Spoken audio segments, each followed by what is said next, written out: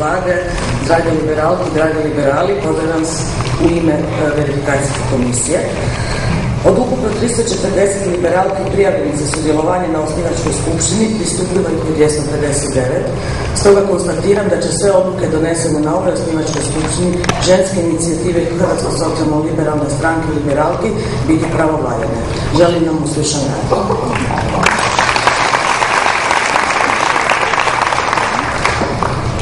Predlažem članice radnog predsjedništva Ines Vrban iz grada Zagreba za predsjednicu, Gordanu Kovačević iz Primorsko-goranske županije, Suzanu Perdec iz Međimurske županije, Ljiljanu Vidučić iz Splitsko-dalmatinske županije i gospođu Hedu iz Osječko-baranjske županije, pa ih molim da zauzmu svoja mjesta.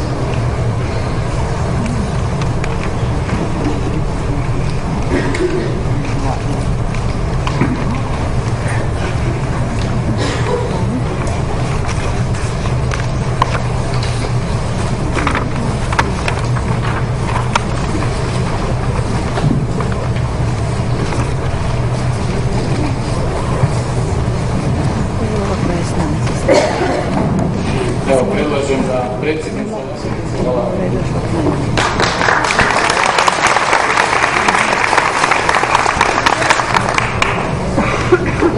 Još jednu svima.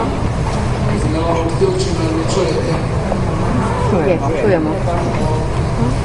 Zahvaljujem vam u svoje osobno ime i u ime svih članica radnog predsjedništva na ukazanom povjerenju i ću dati se od sebe da to povjerenje opravdamo i da uspješno vodeći ovu osnivačku skupštinu. U svojim materijalima ste dobili prijedlog poslovnika osnivačke skupštine ženske inicijative HSLS liberalki. Pozivam vas da dizanjem ruku usvojimo predloženi poslovnik.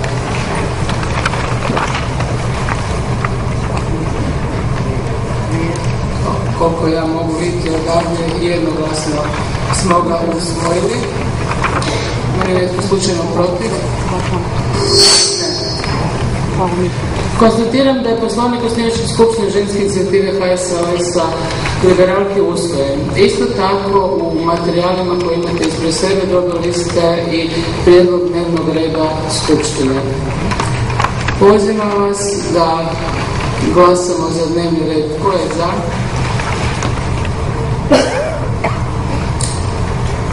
Ima netko protiv? Konstatiramo da je jednoglasno izglasan predloženi dnevni red. Za zapisničarku imenujem Natašu Krklec iz grada Zagreba i molim je da zauzme svoje mjesto da možemo nastaviti s radom. Nataša je tu. Sljedeće, na što prelazimo imenovanje izborne komisije.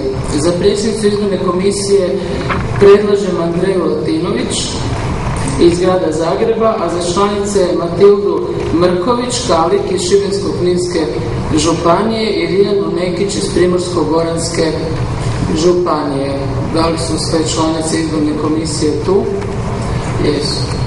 Molimo vas da glasamo za izbornu komisiju. Tko je za? Ima li netko protiv? Zaključujemo da je imenovana izborna komisija. Prelazimo na sljedeću točku dnevnog reda. To je donošenje odluke o načinu glasovanja na današnjoj